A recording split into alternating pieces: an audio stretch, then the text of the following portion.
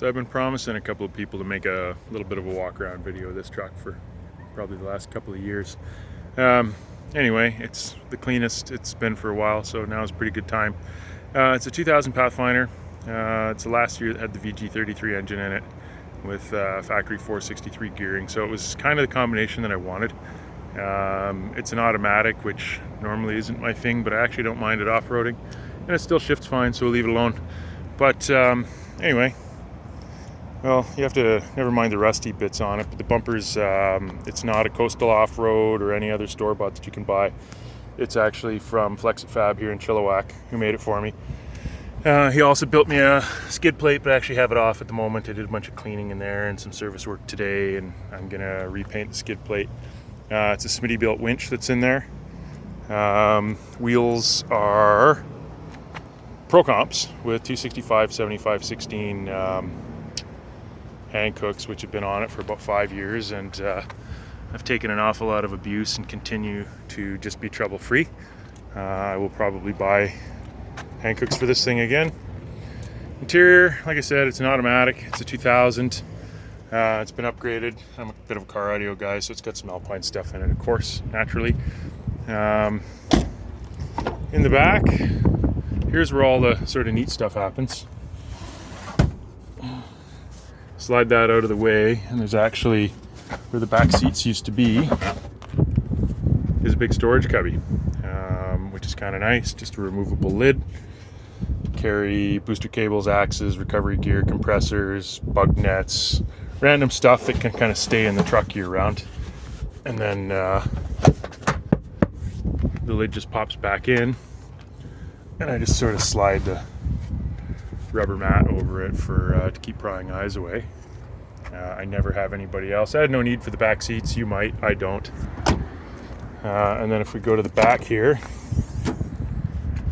it's kind of how it looks like when you look in. Basic stuff. It's not your $100,000 Overlander setup, but I have 2 slide-out bins that fit perfectly. Random camp gear, matches, bags, whatever else kind of goes in there. Sort of kitchen stuff in there. A couple little cubbies, river shoes, things like that. When I'm camping, I'll usually stick bear spray, or there's actually, yeah, whatever you sort of need in there. If I can kind of move this, all the rubber mats. The back section of this thing actually does flip up as well, and you can remove it completely. So I've actually transported a Volkswagen engine and transmission back in there when you need the height, and it retains the stock cubby that's underneath there, which I have stuff full of bungee cords. So that's kind of cool.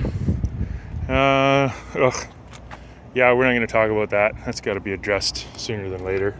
Pretty much the only rust on the whole truck. Audio system. There's a Pioneer shallow mount. So again, it's not really my favorite thing in the world, but for space constraints in this build, it worked well. In behind the seat is a big old school Alpine MRVF 405 V12 amp, and there's some ADS crossovers, ADS separates in the doors, stuff like that.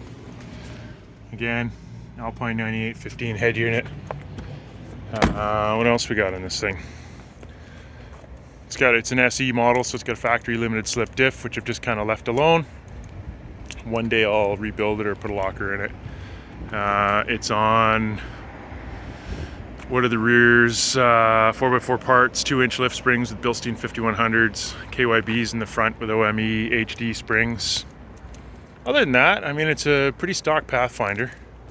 Track motive axles now, as of just today actually, are finally in there, and she's a little rough around the edges, but over 400,000 K on the odometer, and just continues to take me all kinds of ridiculous places. I enjoy it a lot. Hopefully, this video's longer than I figured it would be, but that's okay. Hopefully it helps you out a little bit. Oh, and there's also a manual hub conversion, which if you've got an R50, I think is probably the first thing you should be doing. Anyway, there you be.